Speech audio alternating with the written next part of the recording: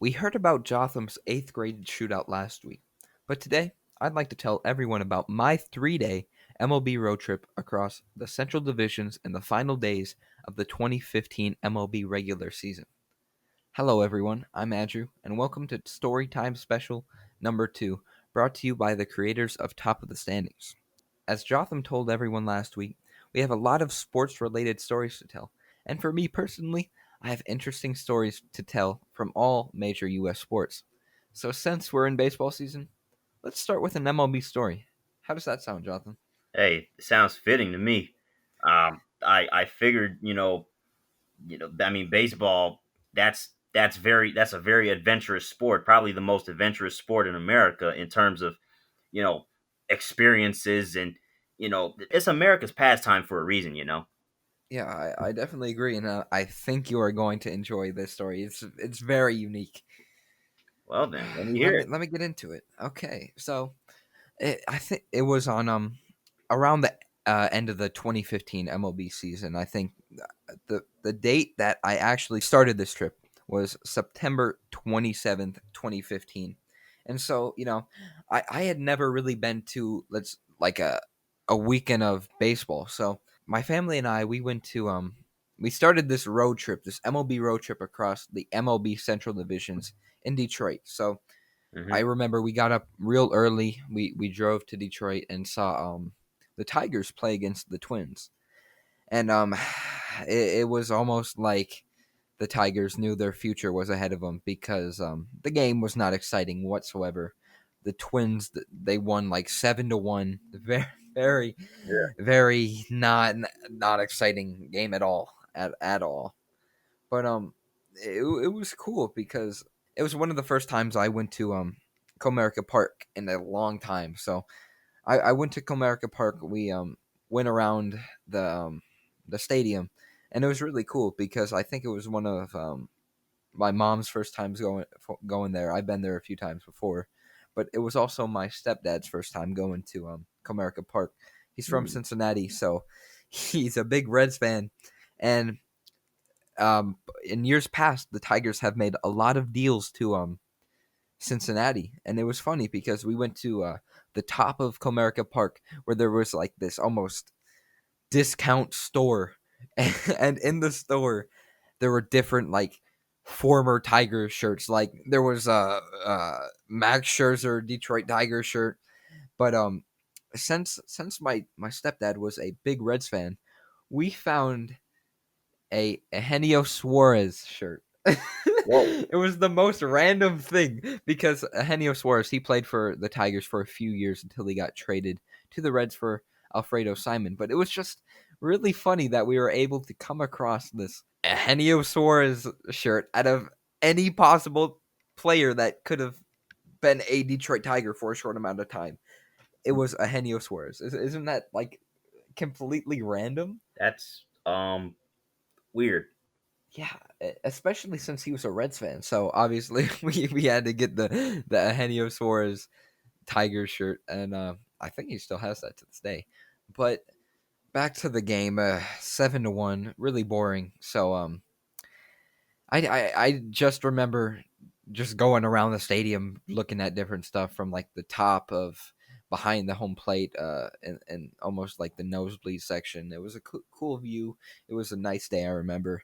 But honestly, I my favorite part was not the baseball game. No. And Detroit is famous for their pizza. So, Little Caesars originated in Detroit. And I'm telling you, Little Caesars in Detroit, best pizza ever, especially Hmm. Detroit style deep dish pizza. And so around around the stadium they have these Little Caesars concession stands, which I think is very unique. You don't see many like name brand pizza places in stadiums. So it was really cool just, getting that pizza. It was also delicious. I don't think I even finished it, but that's for later in another part of the story. But the pizza was good. The game wasn't though. 7-1. It was just a blowout. And I think it was actually the last Tigers home game of the season. So like there was different like festivities after the game for the fans and stuff. Hmm. we didn't participate in them because after the Detroit Tigers game, we drove to Cleveland, where this is this is very interesting because Cleveland is a very nice city. I had never been there before, and I was really surprised how close the Cleveland Progressive Field is next to Quicken Loans Arena. Oh yeah. And yeah, it's really cool because 2015 it was around the time that LeBron announced that he was coming back to Cleveland. So I had heard that they took down that big poster in downtown Cleveland of LeBron. And when we went down there, they already had it back up and for his return back to Cleveland. So Hmm. that was pretty cool. We when we got to actually, I'm gonna tell this before we got to Cleveland. The next day we had stayed in a hotel in Toledo, and this is on a Sunday night. And I'm gonna let you guess. There was a Sunday night football game going on. Can you guess who it was between? 2015 Sunday night football, one of the first Sunday night footballs of the year. Guess who was playing? Don't tell me it was the Bengals and the Lions. Very, very close. It was the Lions and the Broncos. So you were very close. And Ooh. if you can recall this game, it wasn't good for Oh the boy. Lions. You know, Peyton Manning again went off. Especially he was going off in 2015. So Oh, that's again, I just remember being in the hotel and devouring my leftover Little Caesars pizza, watching the Lions struggle against the Broncos on Sunday Night Football. I remember that game too, man. That because that back then I was a big Broncos fan, Yeah, so I was like, well, I was like, yay, Broncos. Now looking back at it and knowing you, yeah, um, wow, wow. yeah. It was pretty exciting. I mean, obviously the Lions lost, but another interesting part about that same night, I just remember going outside the hotel and looking up in the sky, and it was a completely red moon. Do you remember that? I think I might. I think it, man, 2016. Well, that was the year of everything, but Yeah, hmm, yeah. I was in sixth grade, and I remember talking about in like my science class. They were like, "Oh yeah, everyone look at the sky this Sunday. Um, there's a blood moon," and I was like, "Oh wow!" And then I finally saw that. But back to the sports story. hmm, So after we stayed in Toledo, we drove to Cleveland. Cleveland again is a very nice city. Very very very cool. There's a lot of like cool wing places. We stopped at a nice chicken wing place. We got good food there. And after we decided to venture near Quicken Loans Arena, and that's a cool place. It is. hmm. I've never been there. I know a few people who have. I heard it's really really nice, but of course it's not nice when the Cavs don't have LeBron because you know how the Cavaliers fare $2 without tickets. LeBron. Yeah, yeah, $2 tickets. They just aren't good. So I don't. Obviously, it wasn't basketball season that time of year, but yeah, it was a cool stadium from the outside. But Hmm, then then we ventured to Progressive Field, and this honestly was one of the most unique stadiums I had ever been to. really? So, most stadiums when you enter them are like level, like you don't take stairs to go down. You walk in and then there's a stadium in front of you, right? Hmm. So this is one of the most unique stadiums I'd ever been to. So the gates were obviously outside of the stadium, and once you got past the gates, you had to walk down stairs to get to the stadium. So basically, Hmm. Progressive Field is almost like underground. Really? Yeah, so it's not it's below surface level, I think. And it was just really cool because it's a once in a lifetime experience where you get your tickets checked and you go through the gate and then you're looking down at the stadium. It's just a really really unique place, and I really enjoyed the stadium. Um, First thing that we did, we went to it was obviously batting practice, so we went to the big left field wall in the bleachers out there, Hmm. and I remember I couldn't remember who was batting, but someone hit a bomb to left field near where we were at, and No way. it landed near me. So I ran to get the ball, and then there's this old. I wouldn't say he's old, maybe in maybe his 30s or 20s or something, but he ran down like 15 flights of stairs just to race me to the ball. I think I beat him to it, and I got that baseball. I still have it. Oh my gosh. Yeah, it was really interesting.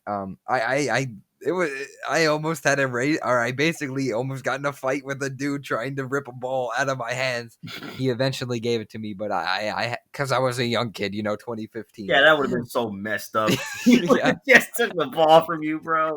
yeah, yeah. I would have been heated too because that's a ball. Give it to me.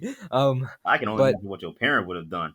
Whew. yeah, Oh man. yeah, and I ran away. I was like, I need to get that ball, and I got it. And then another cool thing when I got back, my sister had a ball in her hand, and apparently another home run had hit when I raced that ball, You're and kidding. like this a security guard got it and handed it to my sister. Oh my. So my sister and I both got baseballs from batting practice, which again was pretty cool. Wow. I'm still waiting to get that baseball from the ballpark. Dude, you'll get it sometime. I don't know. I just had luck with finding batting practice balls in the stands, and I've never caught one though. I've only got them on the ground, so I still need to catch one. You think But you can catch one without a glove? no, No. no. Real quick. This isn't a big story, but I just remember after you said if I could catch one without a glove, I remember going to a White Sox Tigers game, and it was batting practice, and I went with my stepdad. Hmm. It's me and my stepdad, and Miguel Cabrera was up to bat, and Miguel Cabrera is one of the hardest hitters in the MLB. So we were sitting around first base side. We were on the first base side during batting practice near the right field wall in Chicago. Hmm. And so Miguel Cabrera hit a liner opposite way towards us, and my stepdad decided to reach out his hand and try and palm a Miguel Cabrera dart. And I just remember the sound of the ball hitting his hand. That sounded like the most painful sound I had ever heard. Oh my So if you ever decide to try and catch an MLB baseball from Miguel Cabrera without a glove, I would not recommend it. God. Okay, point taken. Yeah. Back to Cleveland. So my sister and I both got a baseball, but that's not where it ended. No. So usually, after I get a baseball, I like to go down to the home team's dugout and try and get a signature. Mm. And my sister and I actually got let down all the way to like the first row of near the dugout. So usually during batting practice, respective players have their families come down and they have like a mini conversation with them for like 5 minutes. They're like talking to them, and then usually after they're done with like the conversation with their family member, they sign balls for the kids. And my Hmm. sister and I got a signed ball. I can't remember who the player was. I'm pretty sure he was a lesser known player. I don't think he's still in the league. I will try and find out the name. I don't recall off my head, but my sister and I both got a signed ball from whoever that Indians player was. And if you're listening, you probably aren't, but thank you for signing signing the ball. I wish I remember your name, but yeah. Mm. So my sister and I both got a ball and both got it signed, which again was pretty cool. Wow. Hmm. Yeah, yeah, and I've told you this before personally, but if you guys didn't know, I like to collect things. So I collect hats. So every single stadium I go to, I get a new hat. And obviously we're in Cleveland, so I had to get an Indians hat. And honestly, in my opinion, the Indians hats aren't the coolest. It's really just to see, nothing too much excitement there. But I decided to go with um the actual Chief Wahoo hat. And Mm. it's pretty. It's actually a really nice hat. I think that's one of my favorite hats. But it's crazy that I got lucky enough to get that because now they don't sell them anywhere but the stadium, and they stopped wearing them in 2018. So I Mhm. feel like I was really lucky to get that hat. It's a really cool hat, but I remember after that another, not not too exciting game. And I forgot to say, the Indians were playing the Twins. So it was basically Oh like we boy. followed the Twins from Detroit to Cleveland.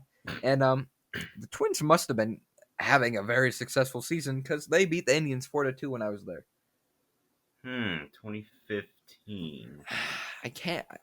Was that the year they went to the playoffs against the Yankees? No, I think it was Wild card, 2017. was that 2017? Yeah. I'm not sure how successful they were in 2015, but they must have been playing well when I watched them play. But Yeah.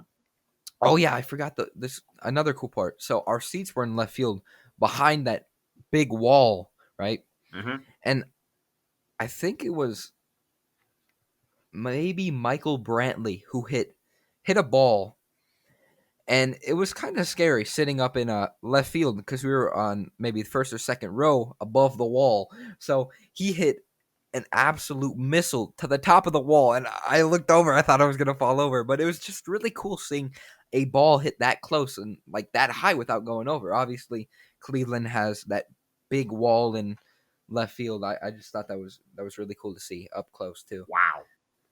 Yeah, it was another tidbit when you go to Progressive Field is that in the outfield you may be able to hear it during the game, but there is a guy who sits up in the top row in left field who just constantly bangs on his drum. I don't know if you knew that, but Hmm. that's another cool thing that the Indians do for the games, which was really interesting to see.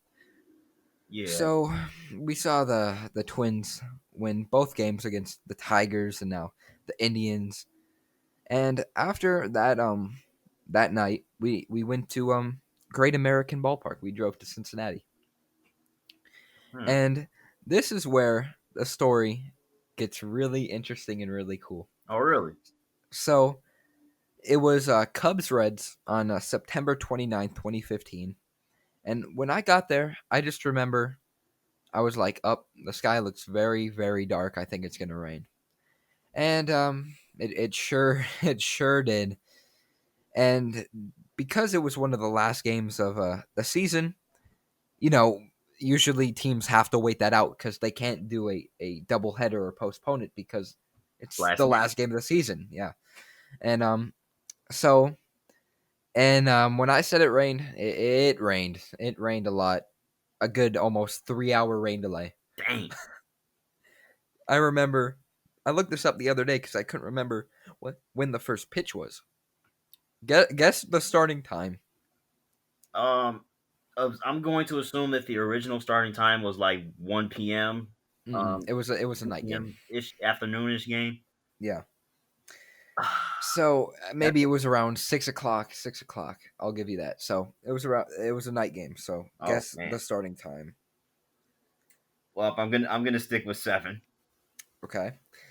Um, the the game. The first pitch started at 9:41. What?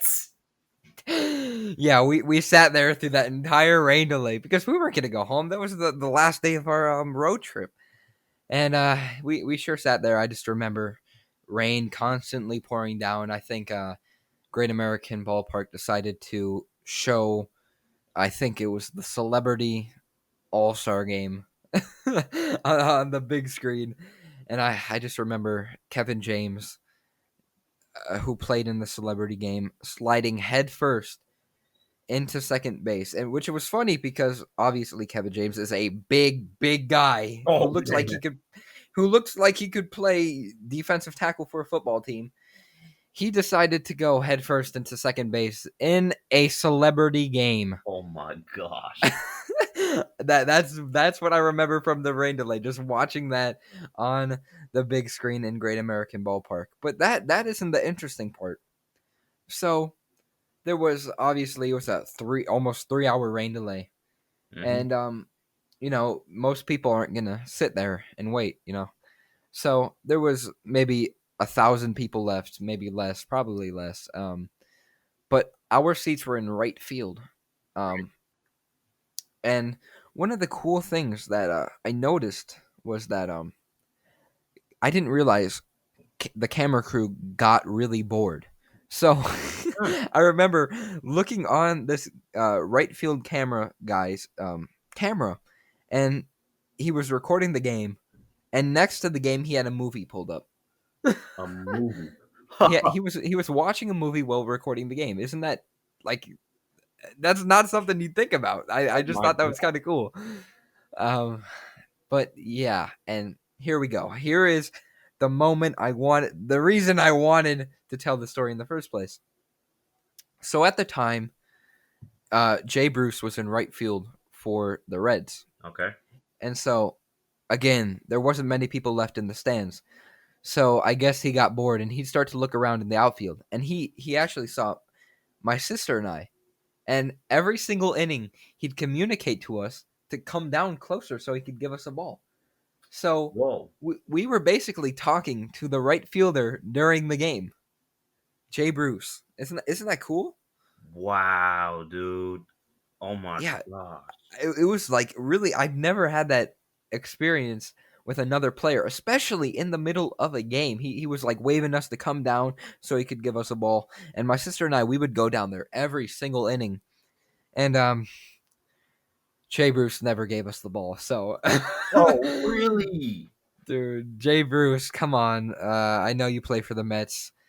I want the ball, man. You waved my sister and I down every single inning, and I remember the most heartbreaking thing. He was playing catch with the right field ball boy, which is what they usually do, Hmm. and he pointed. He was like, "Oh, give that kid the ball," but that kid wasn't my sister and me. He gave it to another kid. Oh, Dude, it was it was so disappointing, but I'm not mad at it. It was really cool. Talking or not talking, but non-verbally communicating with Jay Bruce. I just thought that was one of the most unique things that you could possibly do during a baseball game. So wow. the Cubs ended up winning 4-1 in a very very long game. I remember we actually drove back that night, and we got back at like 3 a.m., 4 a.m. It was a long night, but I just thought that experience between Jay Bruce, my sister, and I was really unique and cool. Wow. And who did Jay Bruce play for at the time? He played for the Reds. He was the Reds right fielder, and real quick, it was interesting because I lived in Kentucky, very close, northern Kentucky, so very close to Cincinnati, maybe less than 30 minutes away. So I remember one time my school had like that like library. You know how when you were a kid they would go to the library and they would give like giveaways of posters and stuff. Hmm. So I actually won a Jay Bruce poster before I communicated with him. So I was always a big fan of Jay Bruce. I was always a big fan. I think I even brought the poster for maybe him to potentially sign. Obviously, he didn't even give me a ball, so I didn't expect him to sign. So yeah, I thought it was really really awesome that I I communicated with Jay Bruce. He talked to me basically. Wow. Yeah, yeah. That was my unique 3 day MLB road trip between Detroit, Cleveland, and Cincinnati. I just thought that was a fitting story for uh now since it's baseball season. That was a very cool experience, even though those three teams didn't make the playoffs that year. And the teams that were visiting the ballparks, well, had a chance. I mean, the Twins finished 83 and 79 that year. Wow. So then not too they weren't great. They were pretty decent. Yeah, they weren't too bad. And then the Cubs were a wild card team that year, so Okay. So yeah. uh I guess it was a successful trip, I'd say. We got my sister and I got two batting practice baseballs, got them signed. Jay Bruce could have given us the ball. It's all good. I am no hard feelings, Jay Bruce. No hard feelings. Man, if I was in your shoes, I would have made sure I got that ball. Just Dude, I I mean, know. from my side of it, considering my history with baseball experiences and stuff like that, which is none. I would have made sure to get that ball. Dude, I don't blame you. I wish I did. I wish I would have just like called for him every single inning, like give me the ball, dude. But it didn't happen, and I have other very cool baseball related player stories that I have in the vault that are waiting to be told. So until next time, I thought until next time, next week I'm sure your story, Jotham, will be very exciting as Oh usual. yeah, you already know. I'm actually I think I'm gonna go a little more recent next week. Go Okay, to high school a little bit. I'm looking forward to it, man. Yeah, dude. That was a cool story, Drew. Yeah. Again, if you guys enjoyed the story, we'll continue putting them out in the future. We enjoy doing this. And yeah, if you guys enjoyed again, be sure to like, subscribe, comment, do all that. And yeah, until next time. Peace.